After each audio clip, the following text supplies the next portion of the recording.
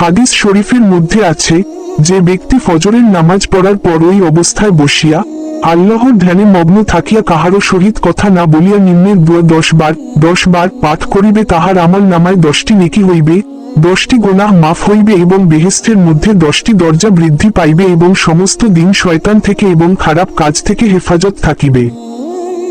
দোয়াটি হল, লা ইলাহা ইল্লাল্লাহু ওয়াহদাহু লা শারিকা লাহু লাহুল মুলকু ওয়া লাহুল হামদু ওয়া ইউমিতু ওয়া হুয়া আলা কুল্লি শাইইন কদির। যে ব্যক্তি ফজর নামাজের পর সূর্য ওঠা পর্যন্ত আল্লাহর ধ্যানে লিপ্ত থেকে এবং সূর্য ওঠার পর 2 রাকাত ইশরাক নফল নামাজ পড়ে, সে ব্যক্তি এই রকম সওয়াব পাইবে যেমন হজ ও উমরা হজের সওয়াব মিলে। রুজি বৃদ্ধির জন্য প্রত্যহ ফজরের নামাজের পর ইয়া রাজ্জাকু 308 বার পড়িতে হইবে। 2 রাকাত ইশরাক নফল নামাজ পড়ে সে ব্যক্তি এই রকম সওয়াব পাইবে যেমন হজ ও উমরা হজের সওয়াব মিলে। রুজি বৃদ্ধির জন্য প্রত্যহ ফজরের নামাজের পর ইয়া রাজ্জাকু 308 বার পড়িতে হইবে।